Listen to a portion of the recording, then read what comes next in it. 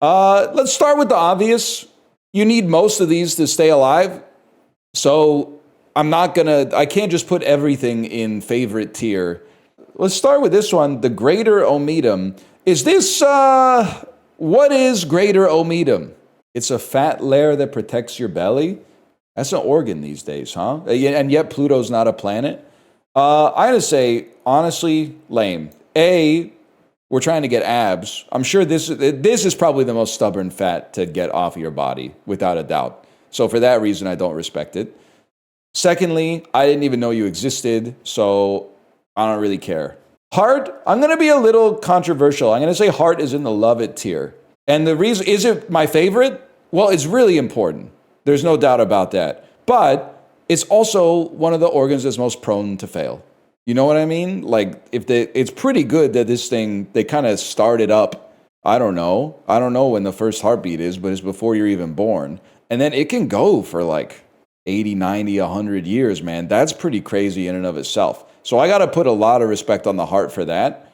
But at the same time, if they patched it and made it last a little bit longer, because this seems to be the point of first failure. This is like when you buy an air fryer with a hinge, man. The Redditors get on your case.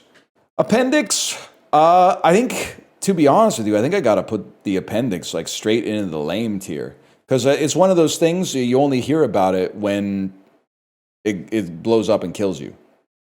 This seems like an organ. It's like a dead man's switch that the creator put inside of you to keep you humble. just a little organ that most of its function is every time you have stomach pain, you Google appendicitis symptoms just to see if you have if you need to get to the hospital immediately. Just to keep life a little interesting. Your stomach pain could mean that you ate too much gluten or too much milk or milk product, or it could mean that if you don't go to the hospital right now, you'll be dead in 8 hours. So this sounds crazy. It might be one of my favorites, man. Why would it be? Because if it weren't for your bladder, you would just be pissing as you made piss. The bladder it affords you the comfort and luxury of being able to choose when to piss. This thing just goes ta-dunk, ta-dunk, ta-dunk. This thing we have a little bit of control over. The heart affords you the luxury of living. They all afford you the luxury. You're right. They all afford you the luxury of living. Does having a shy bladder knock it down? I do have a shy bladder, but I think it's one of those things that's like, it's a misnomer because it's not really my bladder that's shy. It's like that's a problem with the brain. But also, there's no doubt. I mean, that's the homie right there. It is like rating itself. So I can't really not put it in favorite because it's me. Like, okay, you pump blood around the body. That's amazing. But if we're being honest, the hemoglobin binding to the oxygen is really doing a lot of the work. You're just kind of taking most of the credit. You're holding piss, big whoop. Balloons could do that too, but it'd be hard to get them in there, like right as you were born. Like, it's amazing. But like, we don't know what the fuck we're doing with this. This is crazy. Hearing is nice. I think I could say it's good. But I'm going to say something, and I apologize. There's going to be some bad faith responses to this. Eyes are really good, man. I'm genuinely, I shouldn't even say this is a messed up thing to say. I was going to say I'm so sorry if you're vision impaired, because like you don't know what you're missing. Being able to seeing stuff is so integral to the lived experience for most people that they can't imagine what it would be like to not be able to see. That's what we're talking about here. Like, this is perhaps the only argument. People will say, oh, what sense would you lose? If you had to lose one sense, what would you lose? Well, the last one that comes up in a room full of Poindexters is touch. Because all of a sudden you start to feel like you're falling all the time. You have no pressure reception and stuff. Okay, but that's literally like, you're literally finding an edge case to not interface with the question. Eyes is the last one you want to lose. Smell, yeah, dude, I'll lose smell, like, just for fun. Seeing shit is so awesome. I wear some metal bullshit on my head every day just to do it. For real, man. People won't even, like, their heart will be failing. They won't even take medication. But if you have visual impairment, you're putting your fucking glasses on first thing in the morning. So tell me that the eyes aren't, like, the top organ, or at least in the conversation of your top organ. You know what? I have to say, now that I've seen a little bit more of the competition, I'm gonna move bladder down a little bit, but the bladder is still really good. But it can't really compete with this, which is magic essentially, and then your eyes, which are turning light. Well, I guess it's kind of your optic nerve, but I'm including it there. But it's turning light into like pictures in your mind, which is crazy. Trachea, I'm literally just gonna say it, bro. It's okay. You're basically just a tube. You're also right. It is fucked up that of all the design, and of course we all believe that we were designed by a deliberate creator, right? Of all the designs in the human body, the trachea is messed up. The food tube is the same as the air tube. That's just not, I mean, let's put it this way. God ain't got nothing on mouth when it comes to Factorio. It's hard for me with lungs. It's obviously better than the trachea. I don't really have a good explanation, to be honest with you. I'm just kind of not fucking with it as much as the heart. It lets your blood touch the air. Yeah, but who cares, man? The lungs are just a natural stepping stone to get the blood into the heart, okay? Because, like, you ain't shit without the diaphragm.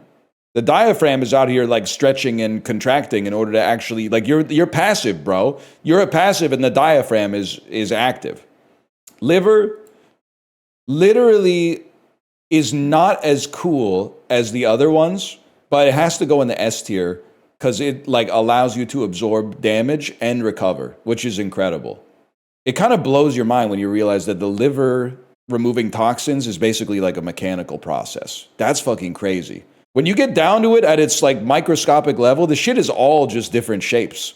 At first you're like it's shapes when you're in like kindergarten. Then you get into high school and you're like, actually, it's chemicals. And then when you get into college, you're like, holy fuck, it's actually the shape of the fucking molecules, bro. Gallbladder, certainly lame. Literally never hear about it until it goes wrong. I really don't give a fuck, to be honest. You know what you basically are? You're basically the bad pancreas. Now, the pancreas, this one's tough for me. I think I'm going to have to put it in meh. It's okay. I certainly understand the value of the digestive enzymes. To me, it kind of pisses me off. Because, like, the heart is so good at regulation, and the pancreas is like, you could have, like, too many jelly beans, and this guy's like, I'm out. I'm like, fuck you.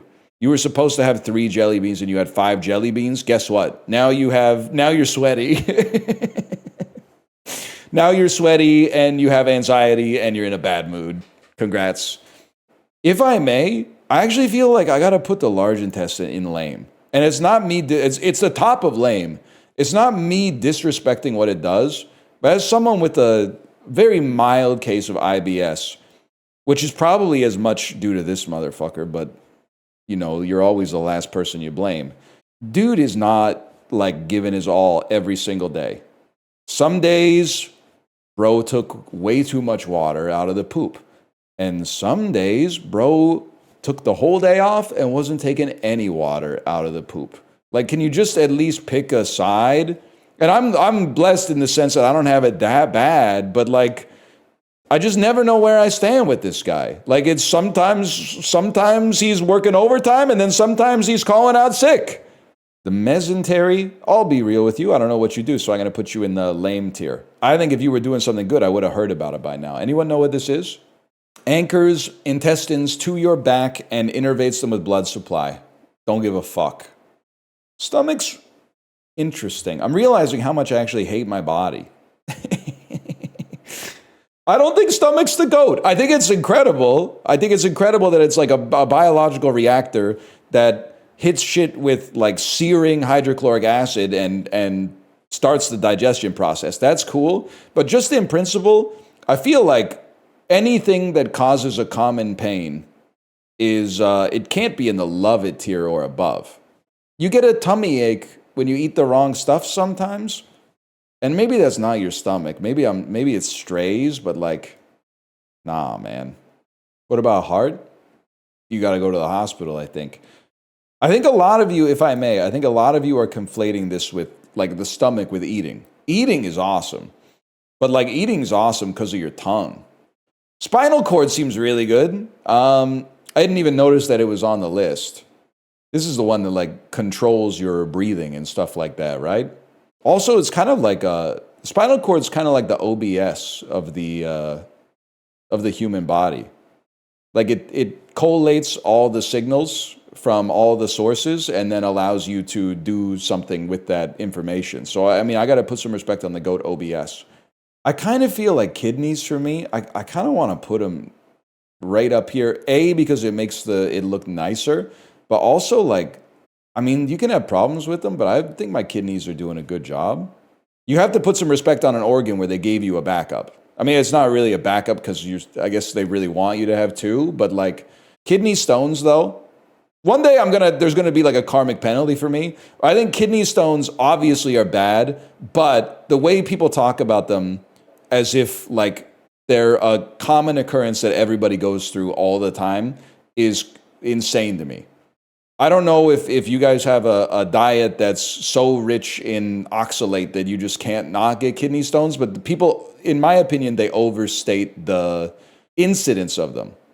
I do think there's a reasonable chance that at some point in my life I'll have a kidney stone, but I don't think I will get a kidney stone because of the fact that I said kidney stone incidence is overrated. You seem to have and you're right, by the way, but you seem to have the naive idea that if you never speak glibly about anything bad, then nothing bad will ever happen to you. Bad stuff will happen to you. It came for free with your birth certificate.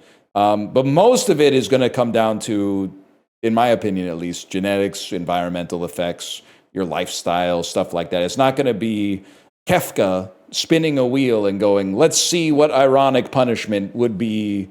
It's very likely to be something that either you have no control over because the die was cast when you were born, or alternatively, maybe too many Takis when you were in high school because the body keeps score, unfortunately. I wish that weren't the case, but I think it is, man. Hear me out here, guys. It's been stuck in my head. Alanis Morissette voice, okay? What it all comes down to is that everything's gonna be fine, fine, fine. 'Cause I got one hand on my penis and the other one is squeezing my ball sack. I'm soft, but I'm gooning. I'm hard, but I cannot come.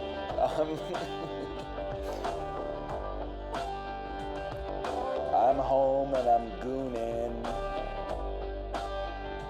I'm a shower, but it's frigid, baby. 'Cause what it all comes down to is that everything's gonna be fine, fine, fine. 'Cause I got one hand on my ball sack and the other one's tickling my asshole. There we go, there we go.